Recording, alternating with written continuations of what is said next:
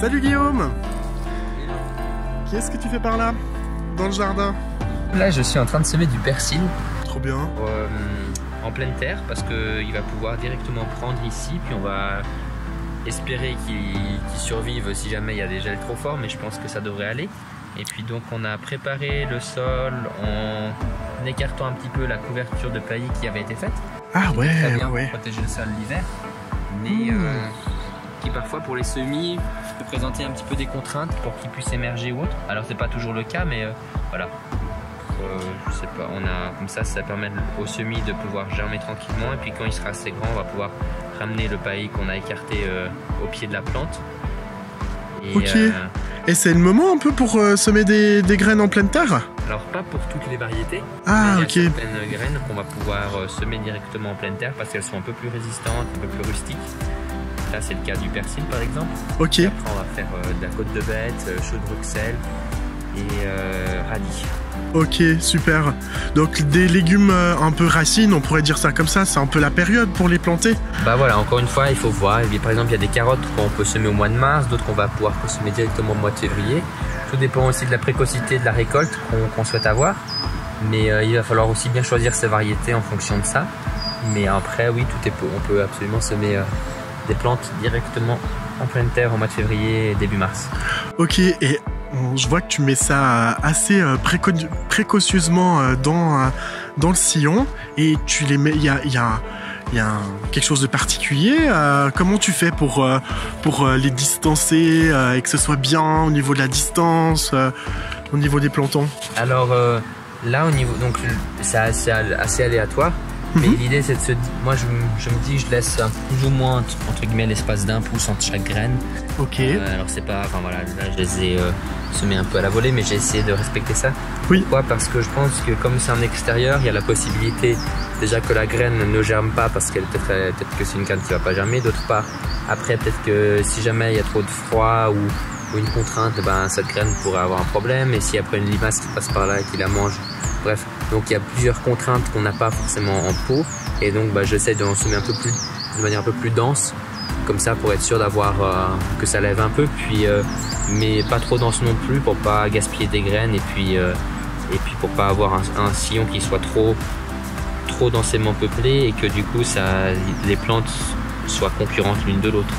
Ok, c'est pour laisser un peu respirer, on pourrait dire ça comme ça, les plantons entre eux, puis pas qu'il y ait de la compétition, qui puisse se développer de manière oui, puis c'est même pas tant de la compétition entre eux, mais quand ils sont trop serrés, parfois ça peut être vecteur de maladie parce que ça respire pas assez. Donc à cette échelle-là, honnêtement, je pense pas que ce soit problématique.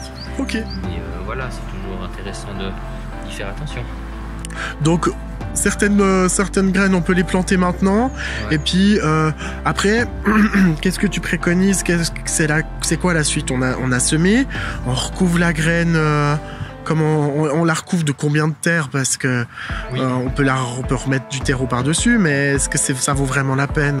Alors la graine, pour qu'elle germe, elle va avoir besoin de lumière aussi, hein. Donc on va mettre je pense une épaisseur de terreau qui représente plus ou moins 2 fois l'épaisseur de la graine, donc c'est pas grand chose. Peut-être là un peu plus parce qu'on est en extérieur en début de saison, mais globalement il faut que la graine puisse avoir un accès à la lumière assez rapide, et puis après juste exercer une légère pression pour que la terre entoure bien la graine et qu'il n'y ait pas trop d'air forcément qui soit autour de la graine ou autre. Mais voilà, pareil, c'est juste une petite pression pour que la terre puisse entourer la graine et que l'humidité puisse arriver jusqu'à la graine. Et l'idée n'est pas non plus de créer une piste d'atterrissage pour avion, hein, donc il ne faut pas que ce soit trop tassé. D'accord, ouais. Et après, on referme un peu le sillon, ouais, on remet parce que là, je vois qu'il y a un peu de paillis comme ça. Est-ce que c'est utile de garder un peu ce paillis en ce moment? Oui, le paillis va être utile, alors peut-être pas tout de suite sur le sillon lui-même, mais en tout cas à côté, il va déjà limiter la pousse d'herbes adventices. Donc on aura moins d'herbes indésirables qui vont pousser. Le paillis, l'avantage c'est l'été, c'est qu'il garde l'humidité. Mais justement, comme il garde l'humidité, il ne la garde pas que l'été, l'hiver aussi il garde l'humidité. Et donc là, ce qu'on va vouloir avoir, c'est que le sol se réchauffe assez vite là où on sème pour que ça puisse lever. Et donc on va enlever le paillis pour que la lumière du soleil puisse directement venir chauffer le sol. Le risque effectivement, c'est que la nuit, le sol va pouvoir se refroidir plus vite aussi. Mais comme c'est des espèces qui sont assez résistantes, je pense pas que ce soit forcément problématique, à condition qu'on ait des très fortes gelées, auquel cas il faudra effectivement peut-être les couvrir. Mais là déjà le paillis, on va pouvoir le rapprocher un peu, puis ça va garder un peu de chaleur la nuit. Ok, super. Est-ce que là je vois que tu as mis des bambous un peu, c'est pour c'est l'utilité un peu pour te guider, c'est ça, pour les semis? Oui, parce que c'est toujours, enfin après c'est peut-être c'est un problème personnel, disons. C'est que moi souvent je sème et après le temps que ça germe, je ne sais plus dans un potager où j'ai semé quoi et où et donc voilà, pour éviter de marcher sur le sion, pour éviter de faire un sion trop proche, je préfère marquer en fait le lieu pour être sûr de pas venir semer 2 fois quelque chose au même endroit. Et je me posais la question, là tu as semé certaines variétés, comme des côtes de bête, des radis, mais est-ce qu'on c'est que à ce moment-là qu'on peut les semer, ou est-ce qu'on peut aussi les semer à une autre période pour peut-être, je sais pas, avoir d'autres légumes peut-être hors de cette saison, ou oui, alors, comment ça se passe un peu? Ça dépend du cycle de la culture. Par exemple, une côte de bête, généralement, une fois que tu la plantes, tu coupes les feuilles et donc tu peux en avoir tout le temps. Donc le plus tôt tu le sèmes, c'est intéressant. Enfin, le plus c'est intéressant. Le radis, par exemple, c'est assez court le cycle. Hein. Donc le radis, généralement, en tout cas au bout de 3 semaines, 1 mois, on va pouvoir déjà le manger.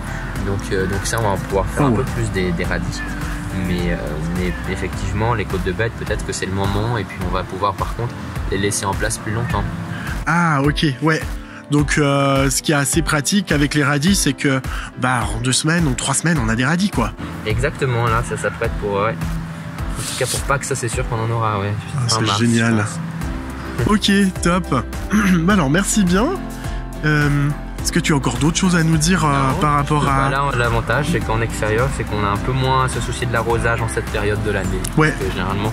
Mais bon, même ça n'empêche pas, là, on a des belles journées ensoleillées. Il faut quand même s'assurer qu'il y ait assez d'eau. Mais généralement, c'est un souci auquel on ne doit pas trop prêter attention à ce moment-là de l'année. Ok. Super, merci pour ces petits trucs et astuces du jardin. Et puis je te dis à bientôt pour peut-être de prochaines vidéos. À bientôt. Merci. Merci.